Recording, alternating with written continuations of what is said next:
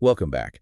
Today we're doing a deep dive into a really focused effort, gearing up for the 2026 Cannabis Decriminalization Lobby Day. We've looked at a bunch of sources to kind of map out the movement's goals, why they feel this change is so crucial, and importantly, how you can get involved. Exactly. We're breaking it down into like three main parts for this dive. First, what legal changes are actually on the table. Second, the big societal reasons, the why behind it, and we'll look at some pretty stark criminal justice numbers there. And third, the practical stuff. The plan for people to show up and make their voices heard on January 6th. Okay, let's start with the why. Why is this push for system change happening now? Well, a big driver is just the sheer impact of the current prohibition laws. The data we have shows really high conviction rates for cannabis charges in certain parts of Kentucky. Like, sources point to McCracken County, that's an 86% conviction rate, and Casey County, 88%.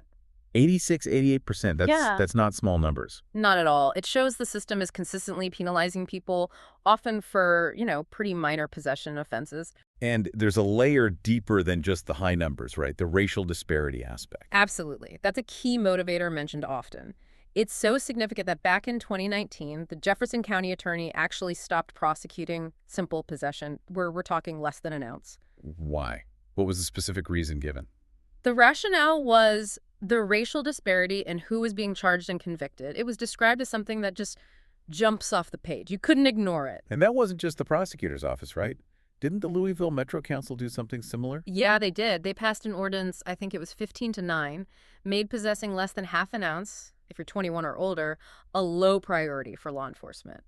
The idea there was to stop these minor charges from disproportionately hurting Black residents, especially when it comes to things like finding jobs. Okay, so we see the problems, high conviction rates, racial disparities. What's the proposed solution at the state level, this HB 225? Right. HB 225 is the legislative piece. It's a proposed constitutional amendment.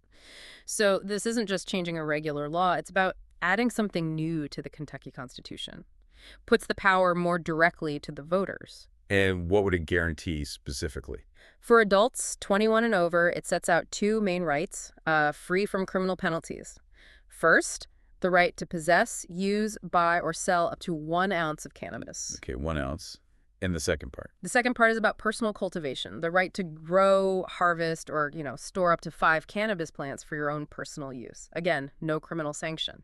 So basically decriminalizing personal adult use up to those limits. That's the core aim, yes. Now, the sources also mentioned something about the Second Amendment. How does decriminalization connect to that? Seems like a different issue. It is, but it's an important overlap. Under current federal law, anyone using a controlled substance, even state legal medical cannabis, is prohibited from owning firearms. It's a tricky spot for patients. Ah, I see. So the argument is, that if Kentucky completely removes state criminal penalties for cannabis, it helps resolve that conflict for potentially thousands of Kentuckians who are both registered medical cannabis patients and legal gun owners. It untangles that knot, at least at the state level. okay, that makes sense. So HB 225 is the goal on paper. But getting it passed, or even just building pressure, takes people showing up. Which brings us to the lobby day. Exactly. The call to action is clear. January 6th, 2026. Be at the Kentucky Capitol in Frankfort for the Cannabis Decriminalization Lobby Day.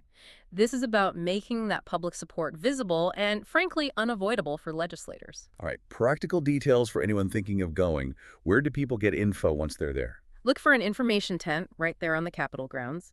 And if you want to connect with other supporters, find the table they'll have set up next to the elevator in the Annex building. That's the one leading towards the cafeteria. Easy landmark. Good to know. And who's organizing this big push? The main group highlighted is the Kentucky Cannabis Freedom Coalition, the KCFC.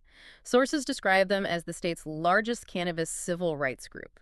They apparently represent over 55,000 Kentuckians, and their whole focus is pushing for these legislative changes and getting members actively involved, calling reps, showing up, that sort of civic engagement. So wrapping this up for you, the That's listener. It seems like there are two clear routes for change being presented here. You've got the legislative route through HB 225, aiming for that constitutional amendment vote. And then you have the direct action route showing up for the lobby day on January 6th. Right. And maybe a final thought to leave folks with, considering the sheer scale we talked about earlier. Sources mentioned, for instance, over 72,000 people charged just in Jefferson County alone over the years for cannabis offenses, tens of thousands statewide with records. So given that history, the real question isn't just if the policy should change, but maybe. Yeah. How fast can this kind of citizen action actually push Kentucky to finally regulate cannabis for adults, like we've seen happen elsewhere? How quickly can engagement make that shift happen?